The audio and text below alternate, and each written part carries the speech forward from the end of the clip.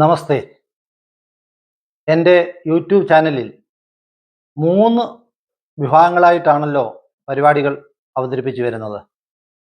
ഒന്ന് tourist centres അല്ലെങ്കിൽ പ്രധാനപ്പെട്ട കാഴ്ചകൾ അത് റെക്കോർഡ് ചെയ്ത് അതിൻ്റെ വിവരങ്ങൾ ബാക്ക്ഗ്രൗണ്ടിലൂടെ അവതരിപ്പിക്കുന്നു. രണ്ടാമത് എൻ്റെ കഥകൾ വായിക്കുന്നു, അവതരിപ്പിക്കുന്നു. മൂന്നാമത്തെ സെഗ്മെൻ്റാണ് നമുക്ക് ചുറ്റും നമ്മുടെ ഇടയിൽ എന്ന പരിപാടി. നമുക്ക് ചുറ്റും നമ്മുടെ ഇടയിൽ എന്ന പരിപാടിയിൽ ഒരു സാധാരണക്കാരൻ അവൻ്റെ ജീവിതത്തിൽ കാണുന്ന ചില സംഭവങ്ങൾ, കാഴ്ചകൾ പങ്കുവയ്ക്കുകയാണ് ചെയ്യുന്നത്. ഈ പങ്ക്തിയിലെ പുതിയൊരു ലക്കത്തിലേക്ക് ഏവർക്കും സ്വാഗതം. കഴിഞ്ഞ ലക്കത്തിൽ പഴകുളം അപ്പച്ചനെ പറ്റിയാണ് ഞാൻ സംസാരിച്ചത്. ഒരു മനുഷ്യൻ്റെ ജീവിതത്തിൽ അവനെ സ്വാധീനിക്കുന്ന നിരവധി വ്യക്തികളുണ്ടാകാം. മാതാപിതാക്കളും സഹോദരന്മാരും കഴിഞ്ഞ വീടിന് പുറത്തു നിന്നുള്ള ആൾക്കാരെ പറ്റിയാണ് എൻ്റെ പരാമർശം. അപ്പം ഒരുവന്റെ ജീവിതത്തിൽ ആ വ്യക്തിയെ കൂടുതൽ സ്വാധീനിക്കുന്ന ചില ബന്ധുക്കളോ മിത്രങ്ങളോ നാട്ടുകാരോ ഉണ്ടാകാം. അതിൽ ഒരു ബന്ധുവിൻ്റെ ആ ബന്ധുവുമായിട്ടുള്ള എൻ്റെ അടുപ്പം, അദ്ദേഹത്തിൻ്റെ വലിയ നന്മകൾ, ബന്ധുക്കളോടുള്ള സ്നേഹം, ഇതാണ് കഴിഞ്ഞ ലക്കത്തിൽ പങ്കുവച്ചത്. ഈ ലക്കത്തിൽ മാവിയുടെ കഥകളാണ്. മാവി എന്ന് പറഞ്ഞാൽ പിതാവിൻ്റെ സഹോദരി, ഏക സഹോദരിയാണ് എൻ്റെ പിതാവിനും പിതാവിൻ്റെ സഹോദരങ്ങൾക്കും കൂടി ഉണ്ടായിരുന്നത്. പപ്പായേക്കാൾ വളരെയേറെ പ്രായം ഉണ്ട്. അതുകൊണ്ട് പപ്പ വിളിക്കുന്നത് കൊച്ചമ്മ എന്നാണ്. സാധാരണ നമ്മൾ കൊച്ചമ്മ എന്ന് വിളിക്കുന്നത് അമ്മയുടെ അനിയത്തിയാണ്. പപ്പായുടെ അമ്മയോളം പ്രായമുണ്ട്. അതുകൊണ്ടാണ് മാവിയുടെ മകൻ, അതായത് എൻ്റെ ഫസ്റ്റ് കസിൻ മാവിയുടെ മകനും പപ്പായും ഏകദേശം സമപ്രായക്കാരാണ്. അതായത് അനന്തരവന് അമ്മാച്ചനോളം പ്രായമുണ്ട്. അവർ മാനസികമായി വളരെ സ്നേഹത്തിലും ആണ് ജീവിച്ചത്. ഒരു പെങ്ങളെ ഉള്ളത് കൊണ്ടായിരിക്കാം ഈ പെങ്ങളുടെ 3 മക്കളോടും പപ്പായ്ക്ക് വലിയ സ്നേഹമായിരുന്നു. അവർക്ക് തിരിച്ചും. ഇപ്പോഴെങ്ങും അങ്ങനത്തെ കാഴ്ചകൾ വളരെ അപൂർവമാണ്, അങ്ങനത്തെ സംഭവങ്ങൾ വളരെ അപൂർവമാണ്. എൻ്റെ വിഷയം അമ്മാച്ചനും അനന്തരവരും തമ്മിലുള്ള സ്നേഹബന്ധങ്ങളല്ല, നേരെ മറിച്ച് സ്നേഹനിധിയായ മാവിയുടെ തന്നേക്കാൾ കൂടുതൽ സഹോദരങ്ങളെയും അവരുടെ മക്കളെയും സ്നേഹിക്കുകയും കരുതുകയും ചെയ്തിരുന്ന ഒരു മാവിയുടെ, നമുക്ക് അപ്പച്ചി എന്നും പറയും അല്ലേ, അപ്പൻ്റെ പെങ്ങൾ, മാവിയുടെ ജീവിത രീതികൾ, വാത്സല്യം എങ്ങനെയാണ് ഞങ്ങളോട് കാണിച്ചത്, അതിപ്പോഴും മനസ്സിൽ പച്ചയായി കിടക്കുന്നു. മാവിയുടെ വീട് വലിയ ദൂരത്തിലല്ല. മാസത്തിലൊരിക്കലെങ്കിലും സഹോദരങ്ങളെയും അവരുടെ കുടുംബത്തെയും കാണാനായിട്ട് മാവി പോകാറുണ്ട്. അവിടെ ചെന്ന് കഴിഞ്ഞാൽ മാവിക്ക് കഥ പറച്ചിലാണ്. എൻ്റെ വീട്ടിൽ വന്നു കഴിഞ്ഞാൽ പപ്പായോട് രാത്രിയിൽ അവർ അത്താഴം കഴിഞ്ഞിട്ട് കിടക്കും. കിടന്നു കഴിഞ്ഞാൽ പപ്പായുടെ അടുത്തൊരു കസേര എടുത്തുകൊണ്ട് വന്നിരിക്കുക. അവിടെ വന്നിരുന്ന് തങ്കച്ച എന്ന് പറഞ്ഞ് പഴയ കഥകൾ ആരംഭിക്കും. അങ്ങനെ ഇങ്ങനെ ആ കഥ ഈ കഥ പപ്പ എല്ലാം മൂളി കേൾക്കും. ഇടയ്ക്കിടയ്ക്ക് പപ്പായോട് ചോദിക്കാറുണ്ട്, തങ്കച്ച നീ ഉറങ്ങിയോ? അപ്പം പപ്പ ഇല്ല, ഉറങ്ങിയിട്ടില്ല, കൊച്ചമ്മ എന്നാണ് വിളിക്കുന്നത്. ഒരിക്കൽ പോലും എത്ര മണിക്കൂറോളം, ചിലപ്പോൾ രാത്രി 2 മണി 2:30 വരെയൊക്കെ ഇരുന്ന് ഇങ്ങനെ പഴയ കഥകൾ ഇങ്ങനെ പറയും. കഥകൾ എത്ര പറഞ്ഞാലും പപ്പ ഒരിക്കൽ പോലും കൊച്ചമ്മ പോയി കിടന്ന് ഉറങ്ങുക എന്ന് പറഞ്ഞ് ഞാൻ കേട്ടിട്ടില്ല. എന്തോ ഒരു വലിയ ബഹുമാനം ഈ മൂത്ത സഹോദരിയോട് പപ്പ കാണിച്ചിരുന്നു. എല്ലാ ഓണത്തിനും ഞങ്ങൾ പപ്പ എൻ്റെ കയ്യിൽ മാവിക്ക് ഓണസമ്മാനമായി കൊടുക്കാനായിട്ട് തന്നുവിടുന്നത് എന്താണെന്നറിയാമോ? പൊയില. പുകയില എന്ന വാക്കിൽ നിന്നാണോ മറ്റേതെങ്കിലും വാക്കിൽ നിന്നാണോ ഈ പൊയില എന്ന വാക്കുണ്ടായെന്ന് എനിക്കറിയില്ല. ഒരു 5-6 വാങ്ങിച്ച് ഓണത്തിന് സമ്മാനമായിട്ട് മാവിയെ കൊണ്ട് കൊടുക്കാൻ എല്ലാ വർഷവും പറയും. വ്യത്യസ്തമായ ഒരു അനുഭവമാണ്. മാവി മുറുക്കുന്ന ഒരാളാണ്, മുറുക്കും. പിന്നെ മാവിയെ പറ്റി ഓർക്കുമ്പോൾ രസകരമായി മറ്റൊരു കാര്യമുള്ളത്, ഈ വലിയ ആശങ്കയാണ് മാവിക്കെന്ന് പറഞ്ഞല്ലോ. അപ്പൊ എൻ്റെ മനസ്സിലെ മാവി വെള്ളമുണ്ടും വെള്ളച്ചട്ടയും. ഓർക്കണം, ഒരു 4.5 അടി ഉയരം മാത്രം. 5 അടി ഉണ്ടോ എന്ന് എനിക്ക് സംശയമാണ്. വെള്ള മുണ്ടും വെള്ളച്ചട്ട, തീരെ വണ്ണമില്ല. അങ്ങനെ അമ്മച്ചിയെ നിങ്ങൾ ചിന്തിക്കുക. നല്ല ചുറുചുറുക്കുള്ള, നല്ല സ്മാർട്ട്നെസ് ഉള്ള മാവിയാണ്. ഈ മാവിയെ പറ്റി ഓർക്കുമ്പോൾ മറ്റു രസകരമായ ഒരു കാര്യം,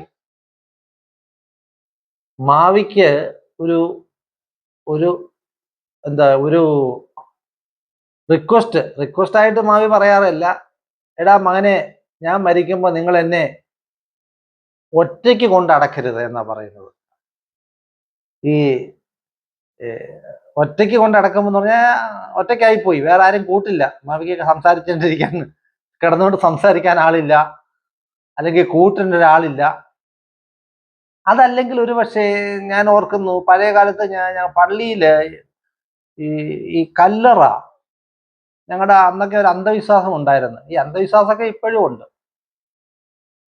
കാലങ്ങൾ വളർന്നെങ്കിലും പള്ളിയിലെ ജനതയില് മഹാഭൂരിഭാഗം ഹൈലി എഡ്യൂക്കേറ്റഡ് ആയെങ്കിലും ഈ സമൂഹത്തില്, നമ്മുടെ സമൂഹത്തിലെ ജനമൊക്കെ വളരെ സോഷ്യലി ലക്ഷക്കണക്കിന് കിലോമീറ്റർ അകലെയുള്ള ഗ്രഹം കല്യാണം മുടക്കുന്നു. അങ്ങനെ ചെയ്താൽ ഇങ്ങനെ നേട്ടം, ഇങ്ങനെ ചെയ്താൽ അങ്ങനെ നേട്ടം, ആ നേർച്ച, ഈ നേർച്ച, ഉരുളി നേർച്ച, പായസം നേർച്ച, ചെണ്ട നേർച്ച, ഇങ്ങനെ ആകപ്പാടെ പ്രശ്നമായിപ്പം. ഈ ഭക്തി ഇപ്പം മനുഷ്യനെ അന്ധവിശ്വാസത്തിലേക്ക് കൂടുതൽ നയിക്കുന്നു എന്നാണ് തോന്നുന്നത്. അന്നും ഉണ്ടായിരുന്നു ഈ അന്ധവിശ്വാസം. ഇന്നത്തെ അന്ധവിശ്വാസം എന്താണെന്ന് ചോദിച്ചു കഴിഞ്ഞാൽ, ഇന്നത്തെ ആൾക്കാർക്കൊക്കെ അറിയില്ല. അന്ന് നമ്മൾ ഒരാൾ മരിച്ചു കഴിഞ്ഞാൽ പെട്ടി വീട്ടിലാണല്ലോ കൂട്ടുന്നത്. ആശാരി വരും.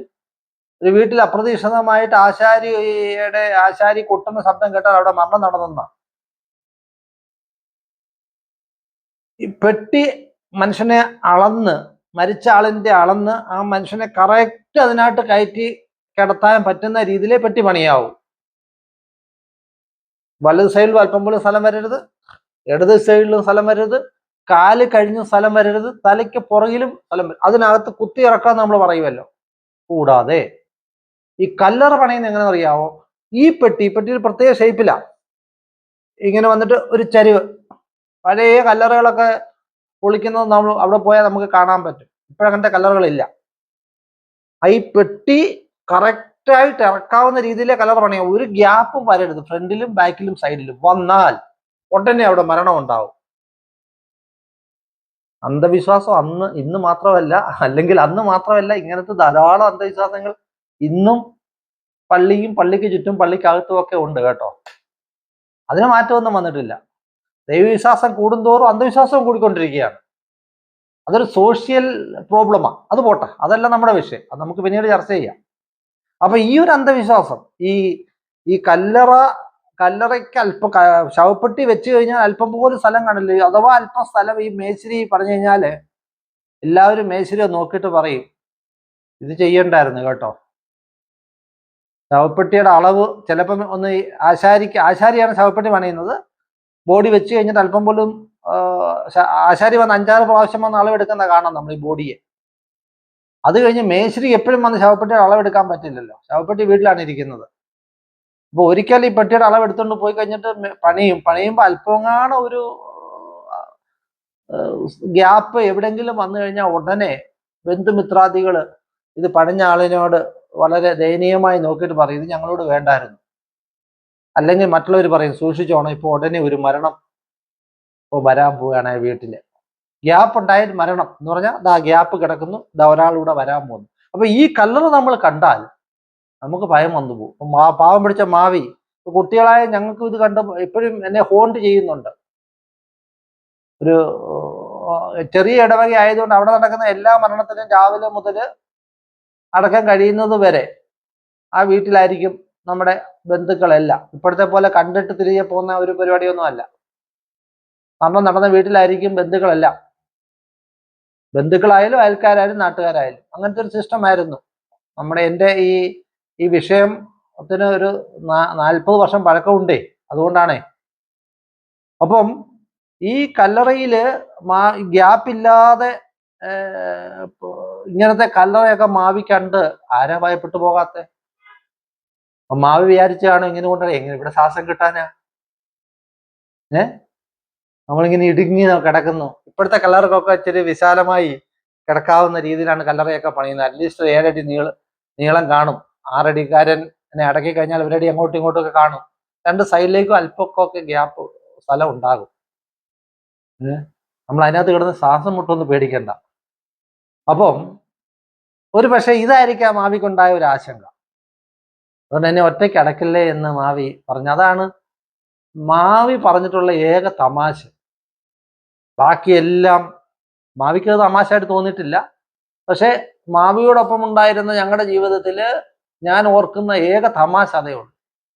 ബാക്കിയെല്ലാം മാവി ആശങ്കകള്, സ്നേഹത്തിന്റെ സംഭാഷണങ്ങള്, വാത്സല്യം, കരുതല്, ആരെയും വഴക്ക് പറയാറുമില്ല. അങ്ങനെ ഒരു കാര്യമുണ്ട്. ആരെയും അങ്ങനെ വഴക്ക് പറയുകയോ അടിക്കുകയോ ഇതിങ്ങനൊന്നും ഇല്ലാത്ത വളരെ സ്നേഹമുള്ള ഒരമ്മച്ചിയായിരുന്നു മാവി.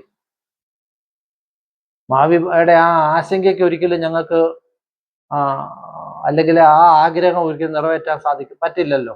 ഏതാ ഇനി ഒറ്റയ്ക്ക് കൊണ്ടടക്കില്ലേ എന്നുള്ള മാവിയുടെ ആ നിഷ്കളങ്കമായ ആ ഒരു ഭയമുണ്ടല്ലോ, ആ ഭയം നമുക്ക് ആ ഭയം നമുക്ക് മാറ്റി കൊടുക്കാൻ സാധിക്കത്തില്ലല്ലോ, സാധിച്ചില്ല. ഇത് മാത്രമേ ഉള്ളൂ മാവിയുടെ തമാശയായിട്ട് തോന്നുന്നത്. ബാക്കിയെല്ലാം കരുതലിന്റെയും വാത്സല്യത്തിന്റെയും സ്നേഹത്തിന്റെയും ഒക്കെ ഒരു ഒരു ഒരു കെടാവിളക്കായിരുന്നു.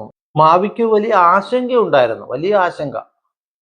എപ്പോഴും ആശങ്കയാണ് ഈ പാവം മാവിയെ ഭരിച്ചിരുന്നതെന്ന് ഓർക്കും. ഒരു ഉദാഹരണം പറയാം. പപ്പായ്ക്ക് കുറച്ച് സ്ഥാപനങ്ങൾ ഉണ്ടായിരുന്നു. അതിൽ ഒരു സ്ഥാപനം പപ്പ നേരിട്ട് നടത്തുന്നതായിരുന്നു പത്തനാപുരത്ത്. ഏതെങ്കിലുമൊക്കെ അത്യാവശ്യ സമയത്ത് ദൂരെ എവിടെയെങ്കിലുമൊക്കെ പോകണമെന്നുണ്ടെങ്കിൽ ഞാനാണ് അത് അടച്ചിട്ട് വരേണ്ടത്. ആ സ്ഥാപനം ടൈപ്പ് റൈറ്റിംഗ് ഇൻസ്റ്റിറ്റ്യൂട്ടാണ്. അത് അടച്ചിട്ട് വരുമ്പോൾ ഏകദേശം രാത്രി 10 മണിയാവും ലാസ്റ്റ് വണ്ടി.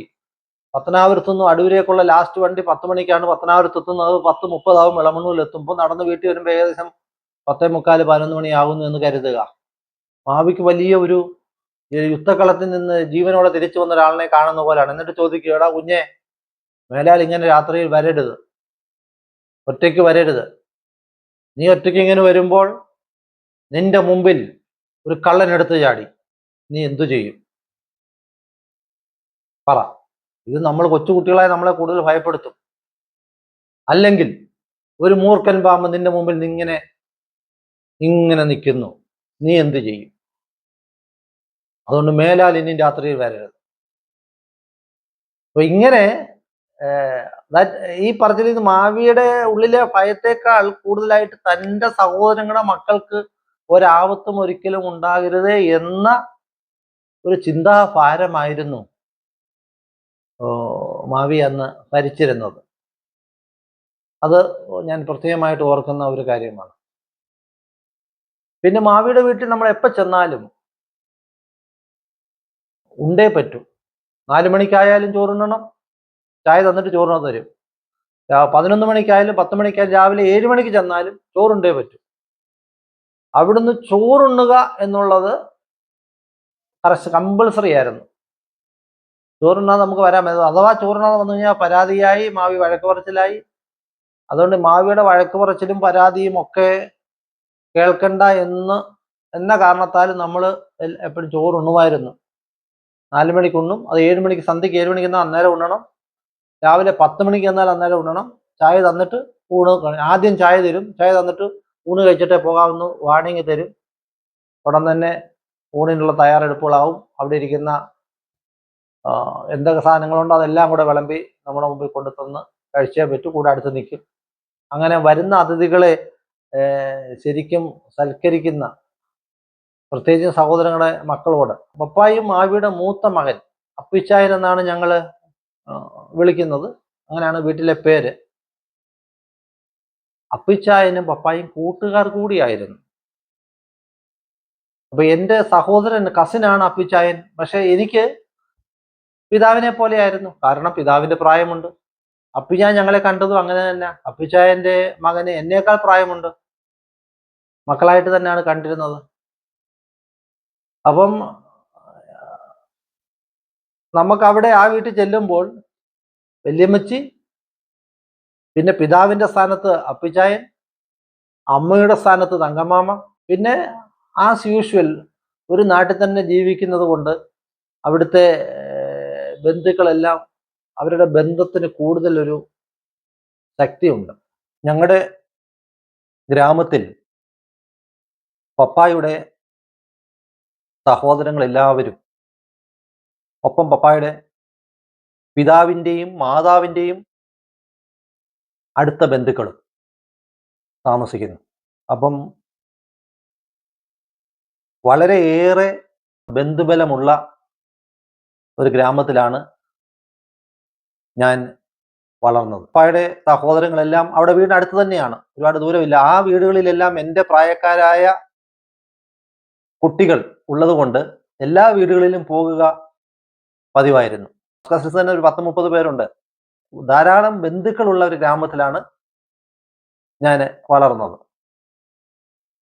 അപ്പോൾ ഞങ്ങളെ എല്ലാ വീട്ടിലും പോവുക എൻ്റെ ഒരു ഹൗസ് വിസിറ്റിംഗ് എൻ്റെ ഒരു ഇന്നത്തെ പോലെ തന്നെ അന്നത്തെ ഒരു ശീലമായിരുന്നു. ഈ ബന്ധു വീടുകളിലൊക്കെ മിക്കവാറും പോകും. ഇതൊന്നും വലിയ വളരെ ദൂരത്തിലൊന്നുമില്ല, വീട്ടിൽ നിന്ന് വലിയ ദൂരമൊന്നുമില്ല ഇവിടത്തേക്ക് പോകാനായിട്ട്.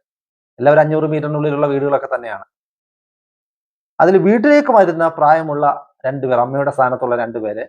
ഒന്ന് എൻ്റെ വല്യമ്മ, പിതാവിൻ്റെ മൂത്ത സഹോദരൻ്റെ ഭാര്യ. ഈ മലയിലമ്മയും പപ്പായുടെ ഏക സഹോദരിയായ മാവിയും. ഈ 2 പേരാണ് വീട്ടിലേക്ക് വരുന്നത്. അതിൽ ഈ മലയിലമ്മ വളരെ നേരത്തെ മരിച്ചുപോയി. മാവിയുടെ മൂത്ത മകനാണ് അവിടെ താമസിക്കുന്നത്. ഇളയ മകൻ ഇളമണ്ണൂരിൽ വീട് വെച്ച് താമസിക്കുന്നു. അടുത്ത് തന്നെയാണ്, ഇളമണ്ണൂർ ജംഗ്ഷനിൽ തന്നെ. അപ്പോൾ ആ വീട്ടിലും സ്ഥിരമായിട്ട് പോകുമായിരുന്നു. അത് ഇളമണ്ണൂർ ജംഗ്ഷനിൽ തന്നെ ആയതുകൊണ്ട് മഴ പെയ്യുമ്പോൾ കൊട, വട്ടി, കൊട്ട, ഇങ്ങനെ നമ്മൾ ചന്തയിൽ ചെന്ന് കഴിഞ്ഞിട്ട് എന്തെങ്കിലും ഒരു സാധനം വാങ്ങിക്കാനായിട്ട് വട്ടി ഇല്ലെങ്കിൽ ഉടൻ തന്നെ ജോയിച്ചാൻ്റെ വീട്ടിൽ പോയി വട്ടി എടുക്കുക. പെട്ടെന്ന് മഴ പെയ്തു, ഉടൻ തന്നെ കുടയില്ല, ഉടൻ തന്നെ ജോയിച്ചാൻ്റെ വീട്ടിൽ. അങ്ങനെ ജോയിച്ചാൻ്റെ വീട് ഈ എന്നും ഇളമണ്ണൂർ ജംഗ്ഷനിലായതുകൊണ്ട് എന്നും ധാരാളം ബന്ധുക്കൾ കടന്നു ചെന്ന് പല പല ആവശ്യങ്ങൾ ഉന്നയിക്കുന്ന ഒരു വീടായിരുന്നു അക്കരെ ജോയിച്ചാൻ്റെ വീട്. അപ്പിച്ചാൻ്റെ വീട്ടിലാണ് മാവി താമസിക്കുന്നത്. ഈ മാവി എല്ലാ സഹോദരങ്ങളുടെ വീട്ടിലും മാവി വിസിറ്റിങ്ങിന് പോകും. മാസത്തിൽ ഒരു തവണ.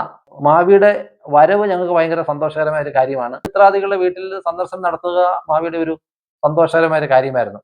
ഈ വരവ് വന്നു കഴിഞ്ഞിട്ടുള്ള പപ്പായുമായിട്ടുള്ള സംഭാഷണങ്ങളും കഥ പറച്ചിലും നല്ല രസകരമായ അനുഭവമായിരുന്നു.